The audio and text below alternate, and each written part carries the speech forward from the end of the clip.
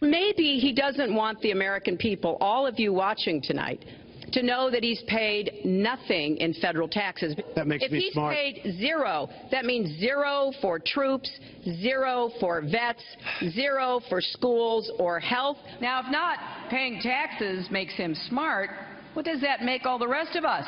First of all, we're talking about 26 years ago. Perfectly legal. We should get that straight immediately. This is a perfectly legal application of the tax code. And he would have been a fool not to take advantage of it. What it shows is what an absolute mess the federal tax code is.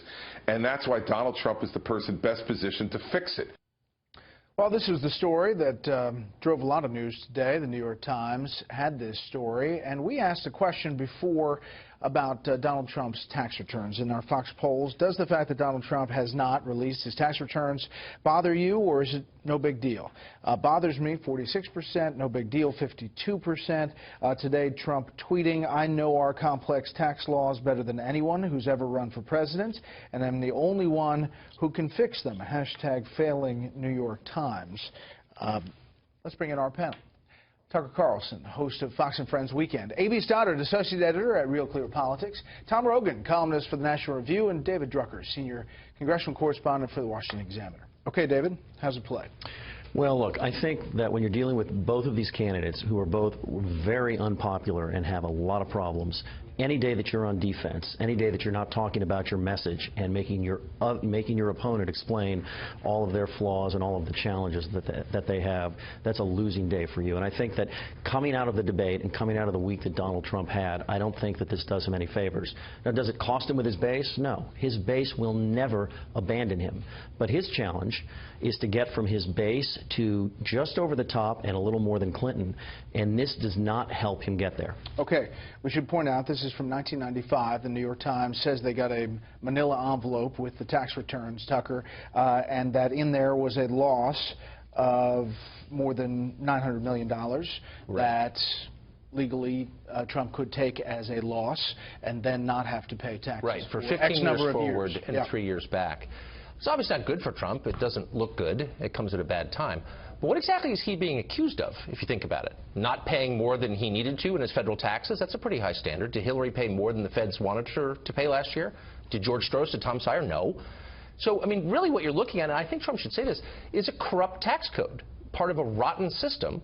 And the people benefiting from that system, all the lobbyists in my neighborhood have gotten really rich in the past 8 years, are 100% behind Hillary, as is every corporate chieftain in America.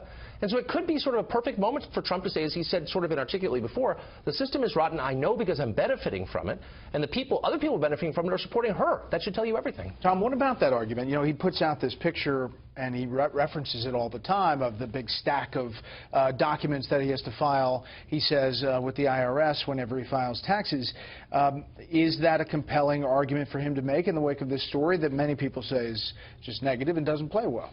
I think David is right in the sense that he doesn't have to worry about his base. They're on his side. We're near the end here. The people who would have qualms about Trump would have had those qualms a while ago and are not coming back. But to Tucker's point, look, the morality here, the issue of the equities of tax policy and what the Democrats would call the equality movement, his opportunity, prospectively, is to do, I think, to say what Tucker says in the sense of say, look, this is the system. This is why this organization is paying this rate of near zero. This is why this organization is paying substantially higher, because they don't have access to those various loopholes.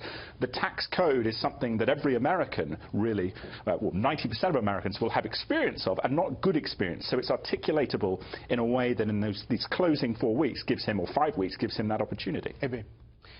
Well, I don't know if this is going to end up being sort of a boon or an opportunity for Trump, but I think it is a wash. I think it doesn't matter. If you're still with Trump, you're with Trump. The voters who are going to swing this election are Republicans who are terrified of Trump's temperament.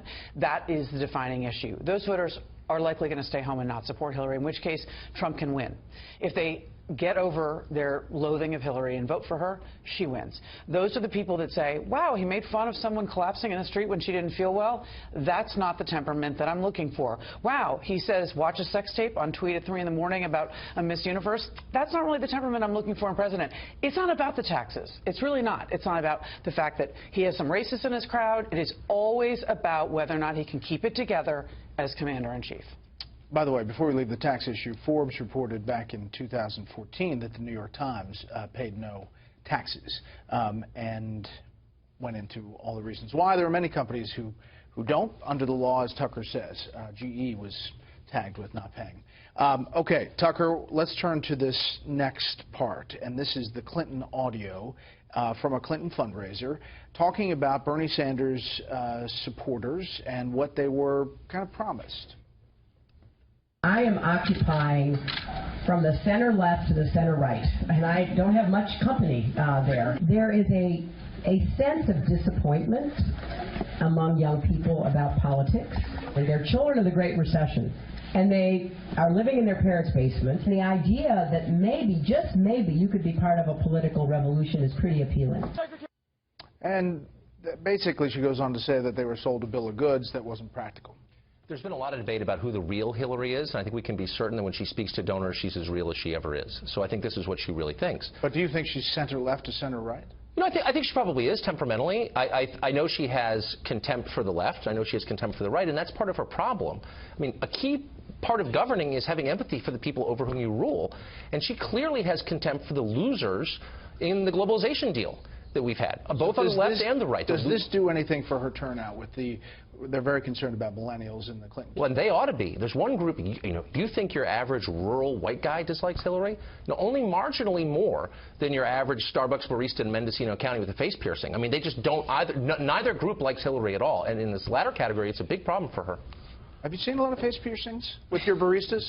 No, I'm just kidding. How about just the millennial question? Look, I think the headline was actually worse than the rhetoric. If you listen to what she said and the full remarks of what she said, there's actually nothing wrong there. She has a lot of empathy for the problems that millennials have faced. As usual with Hillary Clinton, she was a little inartful in how she put it, but I don't think this causes her any lasting damage. She has a lot more problems than this. If this is her worst day between now and Election Day, they are going to be very, very happy in Brooklyn. But it would be helpful for them if they didn't have to deal with headlines like this. The key for her, and this is why the debates are key, is giving the full Democratic base a reason to show up, because Hillary Clinton has more voters available to her than Donald Trump does. The question is, do they care enough to show up? Two polls really quickly. 5 is about the four-way vote among independents. This has Trump, Tom, at 41%, Clinton at 29%, and there you see the third-party candidates, 21 and 3. And then number 7, the biggest motivation for voting for president, this kind of fits with AB was saying, fear other candidate wins, 57%, enthusiasm for the candidate, 39%. Right. I think this election, again, is about the mastery of discontent, in the sense of saying discontent towards the opposite, come to me, that you might not like me, but ultimately you have to be drawn to me because you detest the other candidate. And it's going to be that mobilization towards Election Day. And I think, we see this audio, we see the potential October surprises coming. The Russians are still lurking around, as they always do with elections, especially this election. There is a lot more to come. And again, it will be about that mastery of, to borrow a White House term, the narrative and this campaign sentiment, because there is so much discontent across the board that becomes a weapon. 10 seconds, AB. Another shoe drops. Oh, I think there's many shoes to drop. It will be raining shoes between now and November 8th. Yeah. The Kremlin. Imelda Marcos. Look out.